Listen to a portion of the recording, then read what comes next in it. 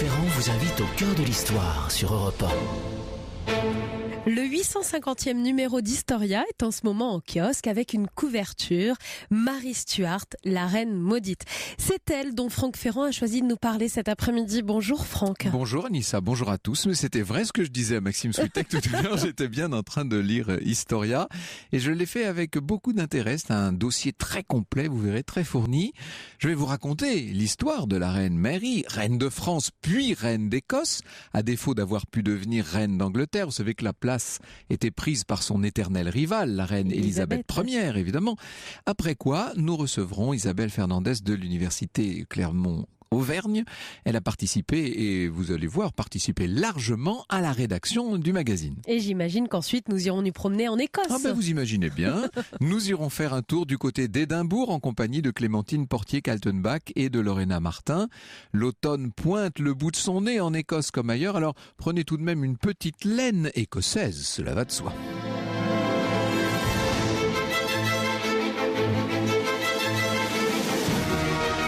Au cœur de l'histoire sur Europe 1.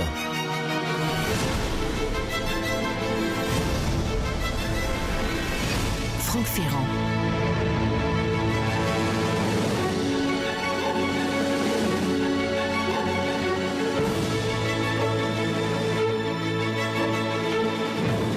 Elle était très belle, très libre pour son temps, très intelligente, mais aussi très naïve. Et dès son premier souffle, elle aura été marquée par la fatalité. Vous savez, il y a des gens comme cela dont la vie paraît avoir été imaginée pour servir de thème à des tragédies ou à de grands films. C'est exactement le cas de Mary Stuart. On connaît le drame de Schiller, on connaît le film avec Katharine Hepburn évidemment, et puis toutes ces adaptations télévisées beaucoup plus récentes. Dans cette vie raffinée et cruelle, dans cette vie précieuse et sanglante à la fois, on nage en plein Shakespeare. C'est tout simplement l'époque qui veut cela, une époque coincé entre le sublime et l'horreur. Avec Marie, il n'y a pas d'enfance préservée et banale. Nous plongeons d'emblée au cœur du drame.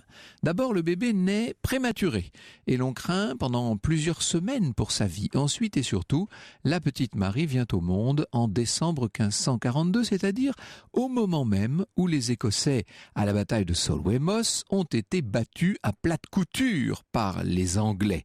Henri VIII d'Angleterre est en position de ravir sa couronne à Jacques V d'Écosse, qui a été laminé par cette grande défaite et qui s'est retiré dans son palais de Falkland, où d'ailleurs il va mourir alors que sa petite héritière n'a que 7 jours. Vous imaginez comme tout ça commence fort, si je puis dire. Alors normalement, on aurait dû attendre que cette jeune reine soit majeure pour la couronner. Seulement, nous sommes dans des temps pour le moins troublés. Mieux vaut tenir que courir. Et voilà comment, le 9 septembre de cet an de grâce 1543, à l'âge de 9 mois donc, le bébé Mary Stuart est couronnée reine d'Écosse.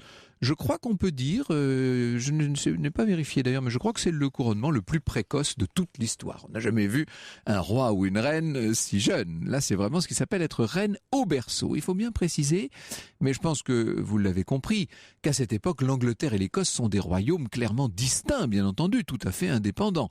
Or, depuis 1530, et je dis tout à fait d'ailleurs, nous nous contenterons de dire indépendant, vous verrez pourquoi tout à l'heure. Depuis 1531, le roi d'Angleterre est chef suprême de l'église anglicane, et depuis 1534, cette église s'est carrément élevée contre l'autorité du pape, ce qui fait que le conflit national et dynastique entre les couronnes d'Angleterre et d'Écosse se double d'un très important conflit religieux qui, vous allez le voir, va connaître bientôt un certain nombre de rebondissements. L'Écosse catholique est soutenue sur le continent par la France et par l'Espagne, c'est bien le moins.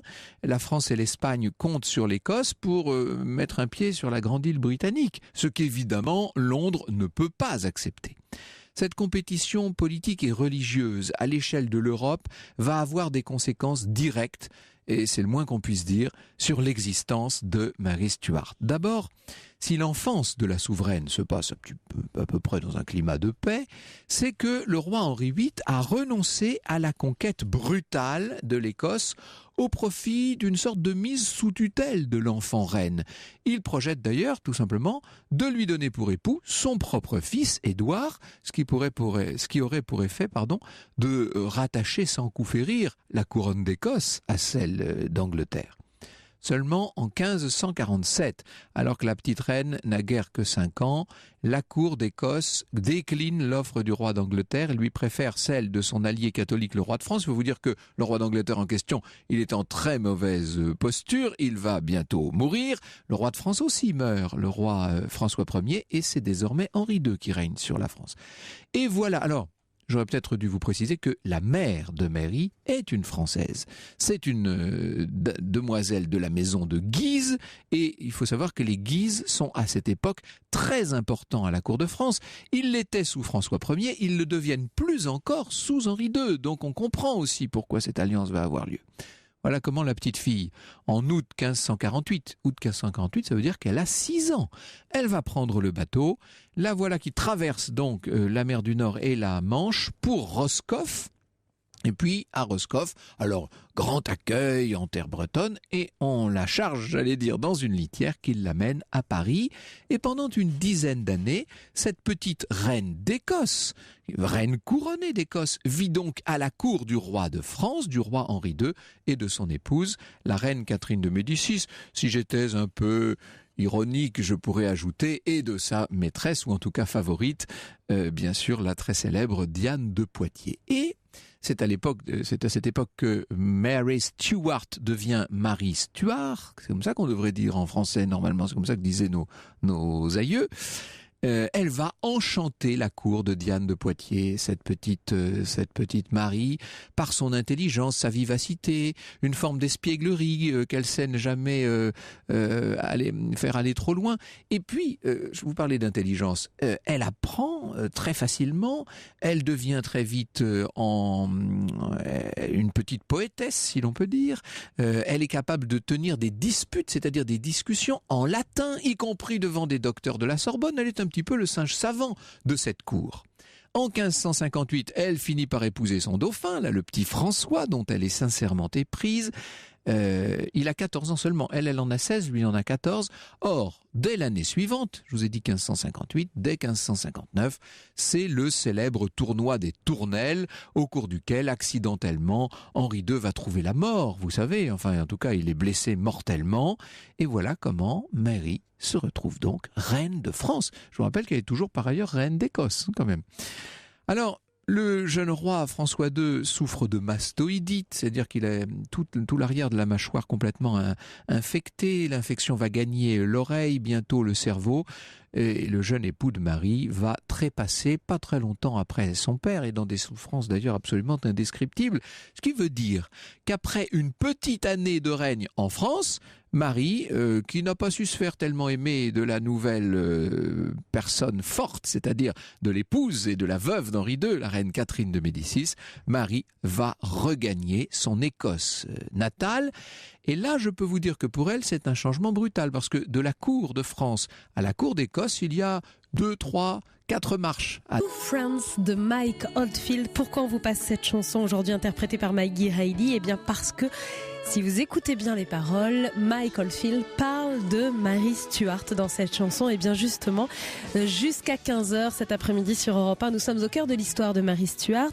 Alors vous venez de nous le raconter, Henri II meurt, Mary Stuart qui est reine d'Écosse devient donc reine de France. Vous nous le disiez, le passage d'une couronne à l'autre ne va pas se faire facilement. Parce que... elle est reine de France, son mari à elle, François II, vient à mourir et elle est renvoyée gentiment chez elle en Écosse. Et alors justement en 1561, à quoi ressemble l'Écosse ? Quelle est la situation de ce pays ? C'est une situation un peu difficile sur un plan politique et économique, c'est assez désastreux, mais alors sur un plan religieux, c'est encore plus compliqué. Il faut vous dire qu'en l'absence de la jeune Mary, une grande partie du peuple s'est tournée vers le protestantisme, ce qui est en train de créer, vous voyez, une situation très compliquée. Marie va néanmoins faire bonne figure. Elle a 18 ans en 1561, vous voyez, donc elle se montre assez tolérante pendant toutes les premières années de son règne personnel. Ce sont des années assez pacifiques et heureuses. Celui qui gouverne en vérité, c'est son demi-frère, c'est le comte de Moray, avec des intermittences. D'ailleurs, je ne vais pas entrer dans tous les détails. La vie à la cour à Édimbourg est assez dramatique pour Mary, qui a connu la splendeur, le luxe invraisemblable de la cour de France. Et là, elle se retrouve quasiment à la campagne, si je puis dire. Et c'est difficile pour elle, bien entendu. Elle va tomber amoureuse d'un jeune et beau seigneur de sa cour, Lord Henry Darnley, qui est certes très beau et très jeune, mais qui n'a pas le rang nécessaire pour épouser la reine, normalement. Et bien qu'à cela ne tienne, elle va faire une mésalliance, elle l'assume, et assez vite, comme souvent d'ailleurs les gens comme ça qui deviennent, et il veut être carrément roi consort, Henry.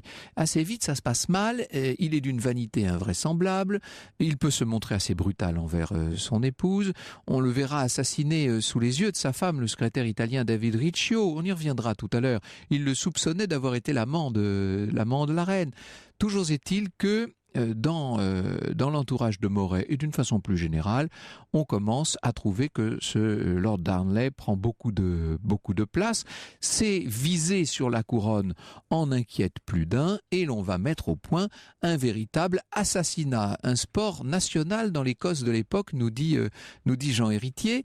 C'est vrai que l'assassinat est assez fréquent et en l'occurrence, on va prendre les grands moyens puisque c'est une explosion qui va avoir raison de la vie de Lord Darnley. Il était tombé malade en janvier 1567, malade de la variole. Il va se soigner chez le duc de Châtellerault à Kirk-o-Field, dans la proche banlieue d'Édimbourg, et on va donc truffer la demeure d'explosifs. Et l'explosion se produit entre 1 et 2 heures du matin, le lundi 10 février, donc de cette année 1567. La déflagration fit autant de bruit qu'une volée de 25 ou 30 canons, nous dit la chronique. La poudre était de bonne qualité et n'avait pas été ménagée. Il semble à peu près établi que Jean Hepburn et Ed Tello, comme ils en avaient été chargés par Bothwell, qui est donc l'agent de cette affaire, émis le feu aux poudres. La mèche était particulièrement longue, de manière à leur laisser le temps de sortir et de s'éloigner.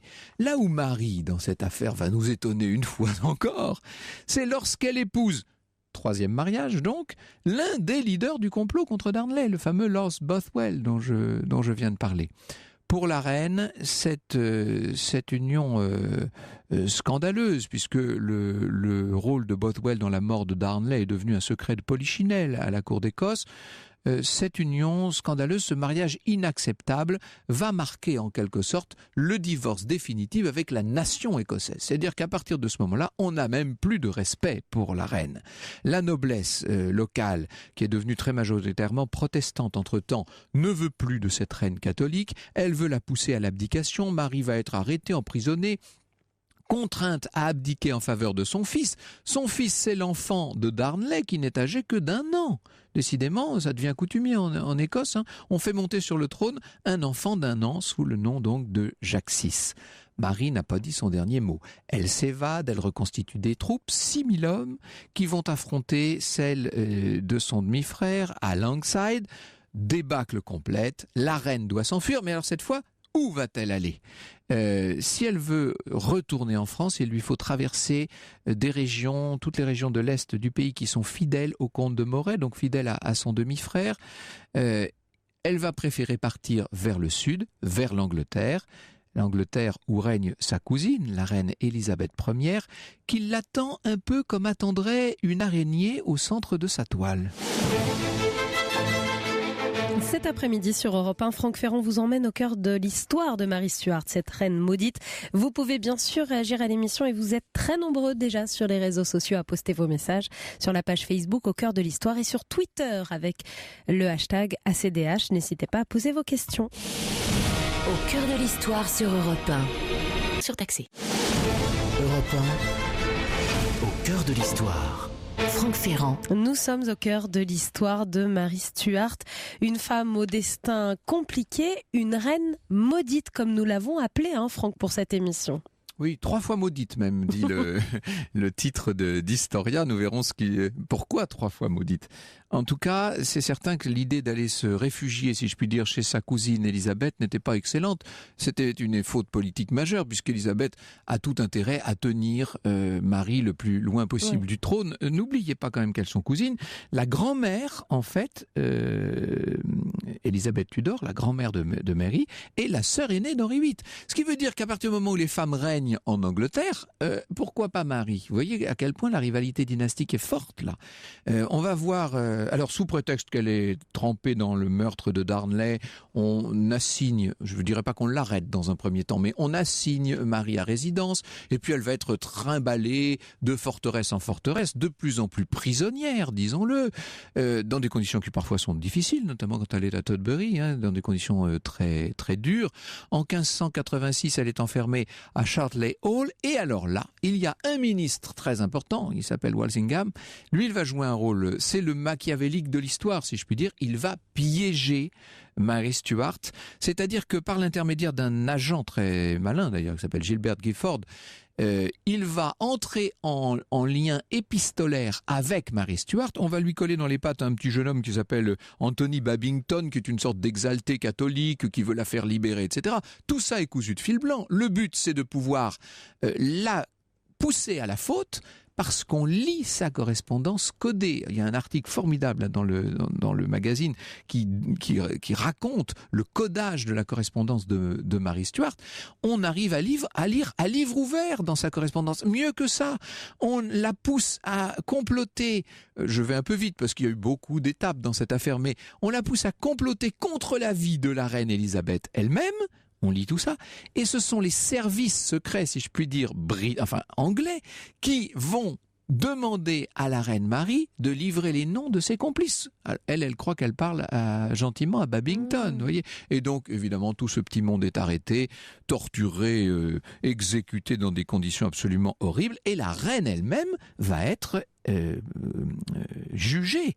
Son procès a lieu à Fotheringay. C'est un procès qui est très célèbre en Angleterre, bien entendu. C'est une des grandes pages de l'histoire anglo-écossaise. Un procès qui va aboutir à la condamnation à mort. Loué soit Dieu, dira Mary lorsqu'elle apprend sa condamnation. Vous me faites un grand bien de me retirer de ce monde. Je ne saurais recevoir de meilleures nouvelles parce qu'elle m'annonce la grâce que Dieu m'accorde de mourir pour la gloire de son nom et de son Église. Ça, c'est le cran de la dame qui maintenant va être décapitée et va devenir en quelque sorte la martyre d'Élisabeth. Bonjour Isabelle Fernandez. J'ai dû avancer dans cette affaire avec vraiment des bottes de 7 lieues parce qu'il y a eu énormément de rebondissements dans toutes les étapes de la vie de Mary Stuart. L'avantage que vous avez dans un magazine comme Historia, c'est que vous avez le temps de vous poser, de donner tous les détails, etc. Moi, je n'avais pas ce temps. Mais en tout cas, à travers ce simple survol d'une existence riche en coups de théâtre, on voit à quel point c'est une existence dramatique et qui finit comme une tragédie. Elle est décapitée à la hache. À la hache, oui, à l'âge de 45 ans. Et l'aspect également tragique de cette existence, c'est que les événements s'accélèrent. C'est ça. Donc il y a vraiment une concentration et on a 4 actes également, puisqu'on va avoir l'enfance dont vous parliez en Écosse. Après, on va avoir l'épisode en France, donc l'âge d'or de Mary Stuart, retour en Écosse, terre natale et pourtant si hostile, comme vous le disiez, et donc la voie royale pour l'échafaud avec l'Angleterre et une très très très très longue détention quand même. Ce qui est inouï, près de 20 ans, oui. C'est que les deux cousines ne se sont jamais vues. Jamais. C'est Elles tout. se sont beaucoup écrit, une correspondance bien entendu convenue de la part d'Élisabeth, de la part de Mary Stuart, qui, après près de 20 ans de détention, me semble-t-il, s'est mise à comploter de façon tout à fait normale, Oui. afin de se libérer. Son erreur, ça a envie été... de dire, on serait complotiste à moins quand même. Quand on vous colle dans des espèces de forteresses pendant 20 ans, il fallait bien qu'elle en sorte. Sans aucune justification, puisqu'il y a eu un procès, et ce procès s'est terminé sur une espèce de non-lieu. Elle n'a pas été condamnée, et pourtant, elle n'a pas été libérée pour autant. Donc on peut dire que les complots qu'elle va fomenter de son côté sont tout à fait légitimes. Après, qu'elle est effectivement trempée dans un complot contre la vie de la reine, c'est autre chose. Alors, cette partie anglaise, nous allons la mettre un peu entre parenthèses. La partie française, on la met carrément aux oubliettes, si je puis dire. Et nous allons essayer de nous concentrer, c'est déjà énorme, sur la partie écossaise de la vie de Mary Stuart. Il y a énormément à dire. Et puis surtout, c'est bourré d'échos avec la situation actuelle. C'est-à-dire que le sort actuel de l'Écosse pose de nombreuses questions. On ne sait pas si l'Écosse va ou non redevenir indépendante. Et tout ça est lié directement à l'histoire que nous allons revivre ensemble dans un instant. Au cœur de l'histoire sur Europe 1. Europe 1 au cœur de l'histoire. 1. Franck. Voilà, pour les fans de la série Les Tudors, vous aurez bien sûr reconnu le générique avec cette phrase. Chaque série commençait comme ça. Vous pensez connaître l'histoire, mais vous n'en savez que la fin. Eh bien, aujourd'hui, nous allons en savoir plus, en tout cas, sur la partie historique et écossaise de la vie de Mary Stuart. Avec votre invité, Franck Ferrand, nous allons plus loin. Vous recevez Isabelle Fernandez. Elle est maître de conférences à l'université Clermont-Auvergne, spécialiste d'histoire de l'Angleterre des 16e et 17e siècles. Et elle a également contribué au dossier Mary Stuart, la reine maudite, du 850e numéro d'Historia que vous avez entre les mains, Franck, et qui est en kiosque actuellement. Et c'est une bonne idée d'avoir donné des extraits de la célèbre biographie de Stephen Zweig, bien entendu, le plus grand et célèbre biographe de Mary Stuart, même s'il est loin d'être le plus récent. Le premier coup du bourreau a mal porté, raconte-t-il à propos de l'exécution de la pauvre reine. Le couperet s'est abattu sourdement sur l'occiput. Un gémissement étouffé s'échappe de la bouche de la victime. Le deuxième coup s'enfonce profondément dans la nuque et fait jaillir le sang. Mais il faut frapper une troisième fois pour achever la décollation. Et nouvelle horreur, lorsque l'exécuteur veut saisir la tête par les cheveux pour la montrer, elle roule sur le plancher comme une boule sanglante. Il n'a en main que la perruque. Le bourreau la ramasse et la présente à l'assistance. Vision fantomatique, c'est la tête d'une vieille femme aux cheveux ras et gris. Un instant, l'effroi paralyse le public, plus personne ne respire. Puis enfin, de la gorge du doyen de Petersborough sortent péniblement ces mots « Amen, Amen, ainsi périssent les ennemis de la reine ». Fin effroyable et qui nous glace et qui a beaucoup fait pour la célébrité de ce personnage dans l'histoire, Isabelle Fernandez. Si la mort de Mary Stuart avait été moins sanglante, on parlerait peut-être moins d'elle, disons les choses. Son exécution a fait d'elle une figure de martyr. C'est ça, exactement. Et en plus, elle a su, je pense, exploiter, elle qui a foncièrement manqué d'intelligence politique. On en parlait tout à l'heure. Elle a manqué d'intelligence politique lorsqu'elle a su la sentence et qu'elle a su qu'elle allait mourir. Elle a su théâtraliser et mettre sa fin au profit de sa cause, de la cause du catholicisme. Et elle qui avait vécu pour son intérêt, pour ses passions, oui. Pas uniquement mais en grande partie, a été grandiose lors de ces derniers instants. Et cette posture de martyr a fait qu'elle est entrée dans la postérité, ce qui n'aurait certainement pas été le cas face à la Reine Vierge, où la Reine Vierge Élisabeth pouvait l'écraser de son intelligence politique, de sa rouerie également. Donc il y avait deux adversaires de rivales face à face qui n'avaient pas du tout les mêmes capacités.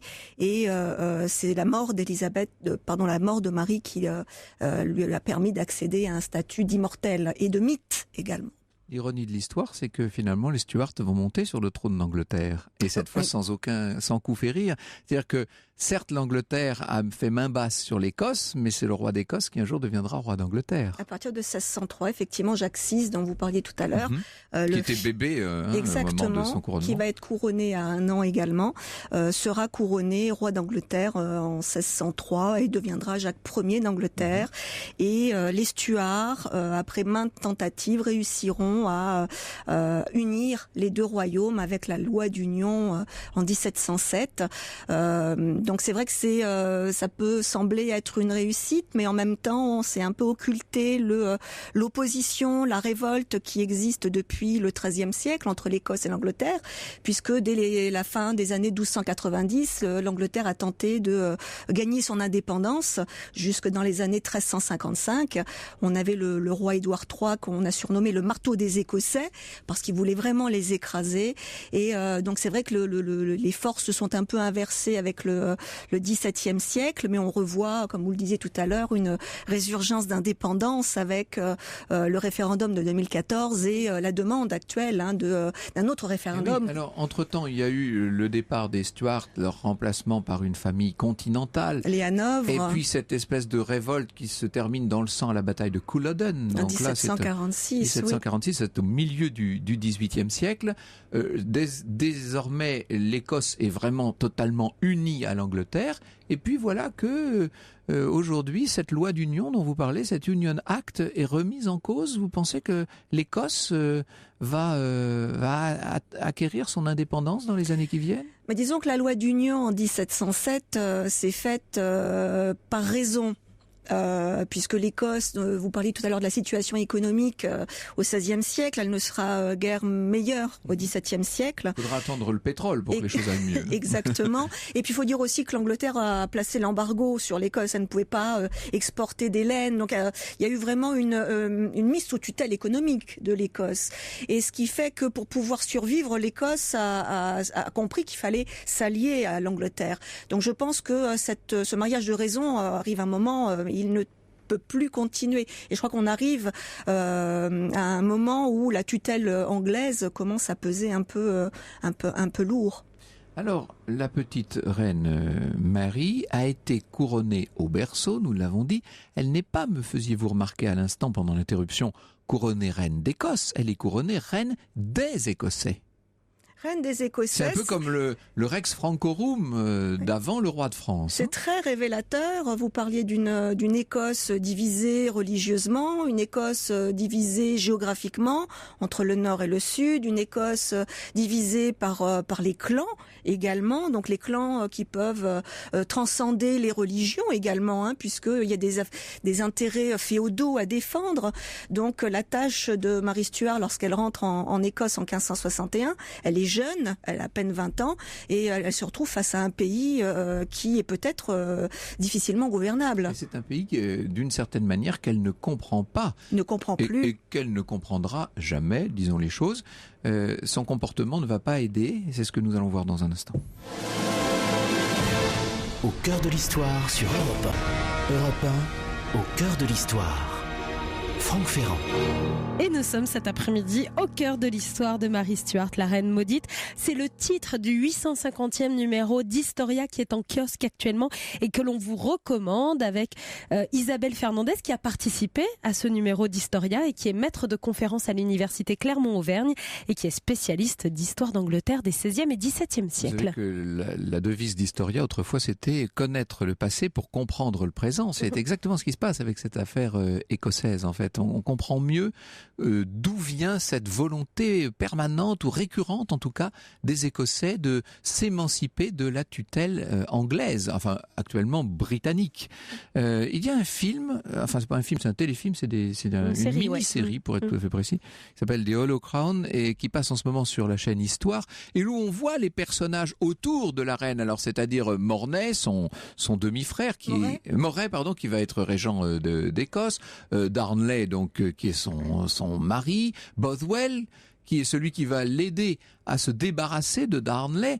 Elle était entourée de beaux jeunes hommes, cette Marie Stuart. Elle aimait l'amour, disons les choses. Disons qu'Élisabeth était entourée de très beaux jeunes hommes également, oui.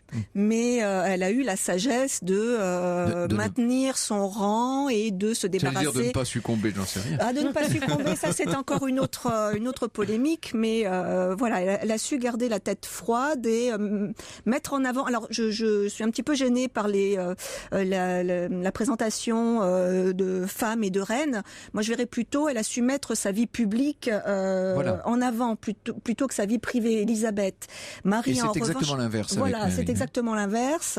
Et elle va faire également les mauvais choix, puisqu'en l'occurrence épouser l'assassin du père du futur roi d'Écosse, on ne peut plus scandaleux, et ça a jeté le discrédit entièrement sur Marie à cette époque. C'est Clémentine Portier-Kaltenbach qui me rappelait la phrase de Zweig, justement, de Stefan Zweig, qui disait Élisabeth a fait passer la reine avant la femme, oui, et Mary a fait passer la femme avant la reine. C'est le double corps du roi, si je puis dire. Hein. C'est oui, cette double dimension qui a posé problème à Mary Stuart. Elle n'a pas su être toujours la reine. Pourquoi a-t-elle épousé ce Darnley ? Darnley était aussi grand qu'elle. Elle était très grande, donc il était très grand également. Donc déjà, il y a eu cette attirance physique. Il était sportif, il aimait beaucoup l'équitation, la chasse. Donc elle a eu un coup de cœur, va-t-on dire, pour... Donc ce n'est pas un mariage de raison, ce n'est pas la raison d'État. Là, non. Hein, Alors il y a l'aspect raison d'État que nous mentionnions hors antenne, hein, puisque Darnley est un des descendants d'Henri VII, donc il peut à juste titre prétendre à la couronne d'Angleterre. Donc on a un mariage danger pour Élisabeth, qui va très mal vivre cette union, et il est catholique. Voilà. Donc il y a cet aspect raison d'État malgré tout. Donc elle n'est pas elle n'a pas fait uniquement de mauvais choix politiques, mais il y a aussi cet aspect séduction, vie de femme, découverte. Parce qu'avec François II, ils étaient très très proches, mais il y a des gamins, exactement, ils étaient très très jeunes et ils étaient, je pense, plus amis que mari et femme.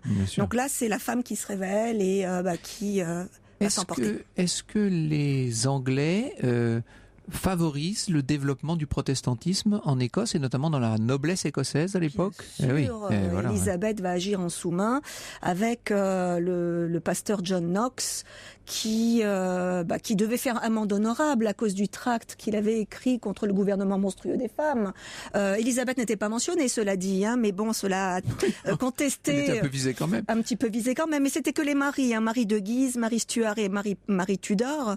Donc il a quand même dû faire amende honorable, et il a volontiers développé le calvinisme. Alors Marie de Guise, c'est la mère de Marie Stuart. Oui. Quant à Marie Tudor, c'est la demi-sœur évidemment d'Élisabeth, puisque toute catholique, bien sûr.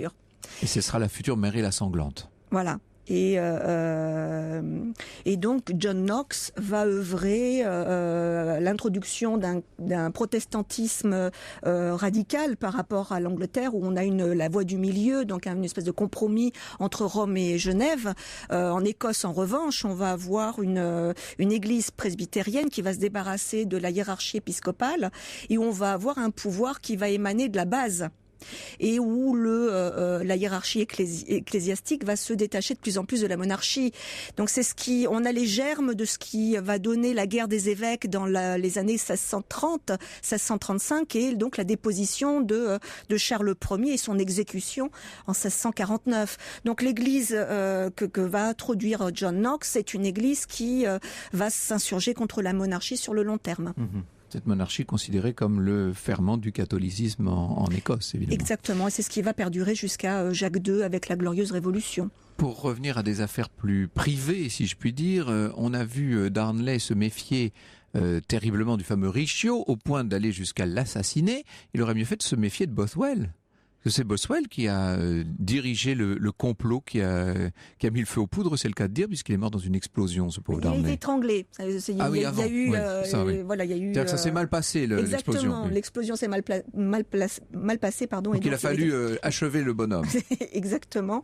Et Darnley ne s'est pas du tout méfié de Boswell, tout simplement parce que vous parliez du sport national, donc l'assassinat qui était le sport national en Écosse, mais il y avait toujours la sécurité de signer des contrats, des pactes. Et l'assassinat de Richiot s'est fait avec un pacte signé par Boswell et Darnley. Et donc Darnley a été fort naïf.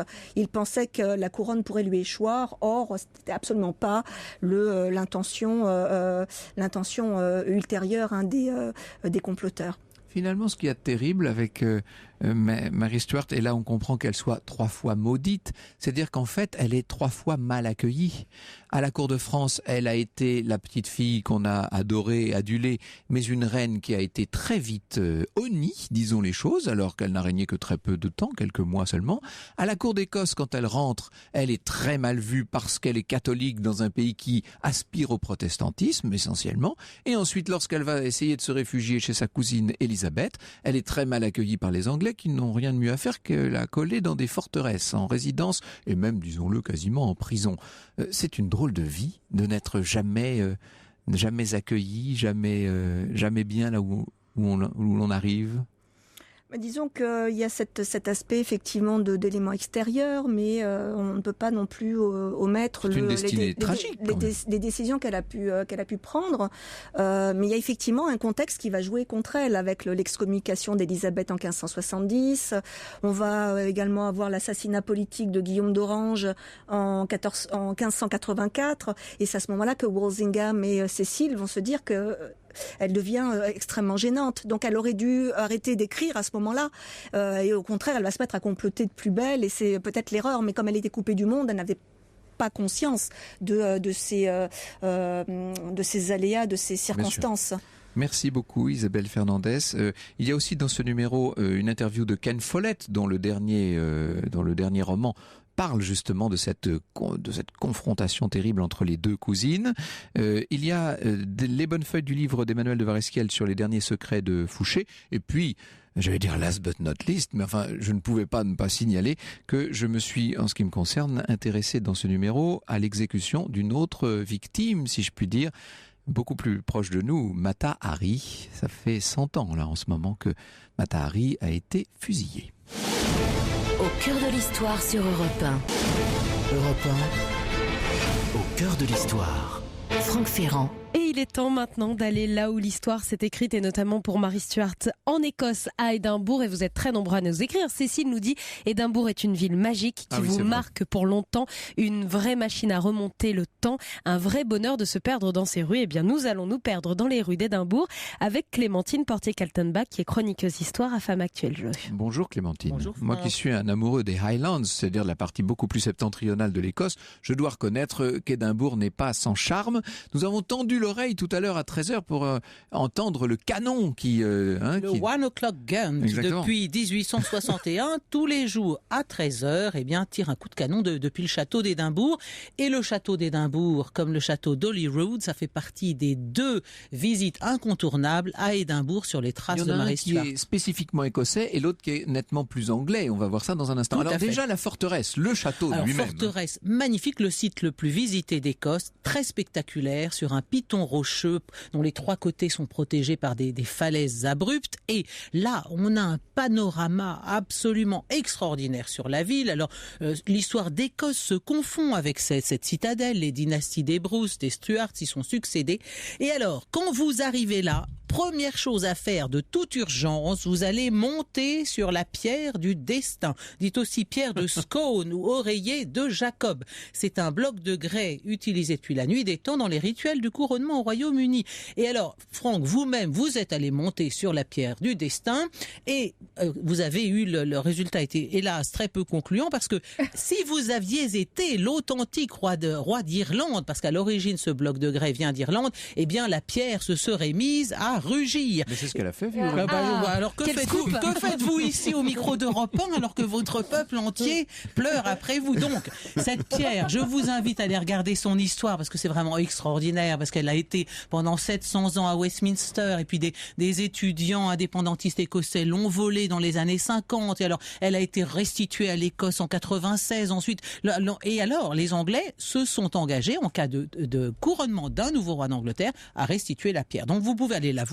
Quand vous aurez vu, vous n'êtes pas roi d'Irlande, vous allez être très déçu, mais je vous invite tout de suite à vous précipiter dans l'un des musées que comprend cette forteresse, et vous allez voir les honors honors et les regalia, les archives d'État écossaises, et puis les honors, vous avez bien compris, l'épée d'apparat, la couronne et le sceptre. Ils avaient été scellés dans les murs en 1707 au moment de l'accord d'union dont nous a parlé notre invité à l'instant.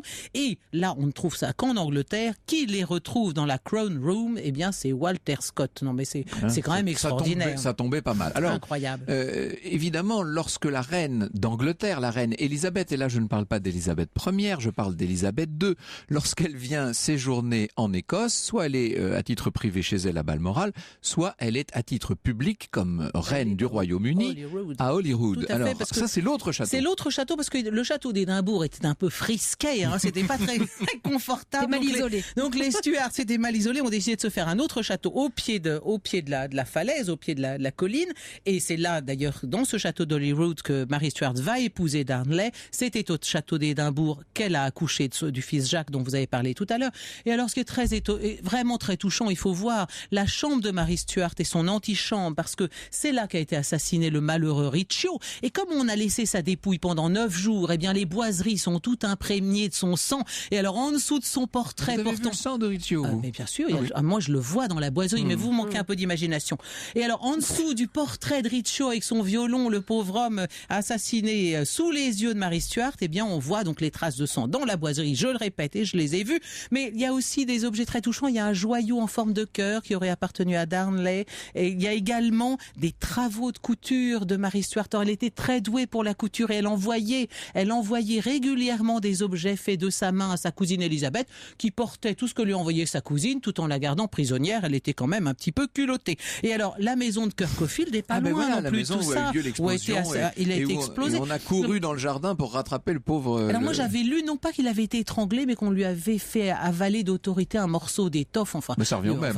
Il meurt étouffé, quoi qu'il en soit. Et quand la malheureuse Marie Stuart revient à Édimbourg, après avoir épousé Boswell, qui lui-même part en Norvège, en lui ayant piqué ses joyaux et son argenterie, c'était quand même un joyeux luron.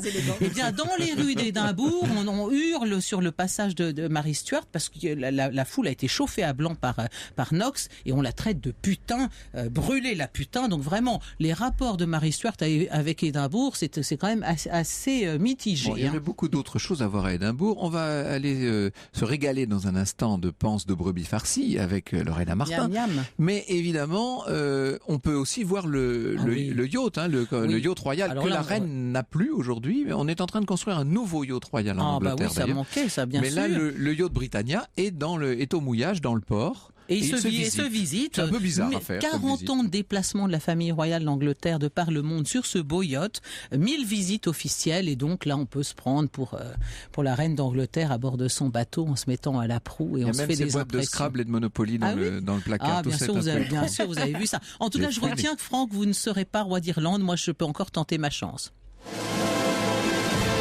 Au cœur de l'histoire sur Europe 1. La reine d'Irlande ici s'appelle Lorena Martin. Bonjour. Merci, Lorena. Franck, bonjour. Alors, il y a un endroit que j'aime beaucoup, moi, qui est tout près du centre d'Édimbourg, c'est Prestonfield House. Alors, je vais demander d'aller y voir de plus près. C'est tout proche en fait du centre-ville d'Édimbourg, à un quart d'heure du château dont vous venez de parler, à 5 minutes de la Royal Mile. Mais c'est dans un beau parc, néanmoins. On a l'impression d'être à la campagne. Magnifique. C'est vraiment un manoir de charme qui s'ouvre sur un parc boisé de 20 hectares où l'on peut trouver de magnifiques pans en liberté. C'est absolument sublime. C'est une parenthèse dans le temps. C'est une ancienne demeure en fait du XVIIe siècle, construite en 1687, propriété de Sir James Dick, qui était prévôt d'Édimbourg. Et cette maison, le principal magistrat de la ville. Voilà. Et cette maison en fait est restée dans les mains de sa famille pendant près de 4 siècles, jusqu'à la fin des années 1950. C'est devenu un hôtel dans les années 60, un hôtel 5 étoiles, des plus élégants, romantiques, et c'est vraiment typique de l'aristocratie écossaise. Il a complètement été réaménagé en 2003, et à l'intérieur, vous trouvez un grand nombre d'œuvres d'art importées d'Italie, de France, de Hollande. La chambre des tapisseries, par exemple, possède une collection de pièces uniques du XVIIe siècle avec des portraits, des antiquités, et l'hôtel possède à peu près une vingtaine scène de chambre. Vous n'avez pas parlé de la panse de brebis farcie, mais vous n'aurez pas le temps aujourd'hui. J'ai envie de parler de rhubarbe, parce que c'est la première fois en fait au XVIIIe siècle que la rhubarbe a été cultivée dans ce restaurant. Acclimatée dans cet endroit-là. Magnifique. Merci beaucoup, Lorena. Nous nous disons à demain, chère Anissa. À demain, à 14h, Franck, nous allons replonger en enfance et j'ai déjà hâte puisque nous allons parler de Jean de La Fontaine avec Éric Orsena. Eh oui, c'est 2 invités extraordinaires pour le prix d'un demain. Bonjour Isabelle Quenin. Bonjour Franck. Alors aujourd'hui, on parle de toutes ces grandes épidémies ou maladies qui ont jalonné l'histoire. Grâce au progrès constant de la médecine, elles ont disparu ou presque. Peste, choléra, variole, typhus. Faudrait surtout pas qu'elles reviennent. Ah ben dites donc, on est au cœur de l'histoire avec vous cet après-midi. Merci beaucoup Isabelle. Je vous rappelle que le nouveau numéro d'Historia est donc dans les kiosques et nous nous retrouvons demain à 14h.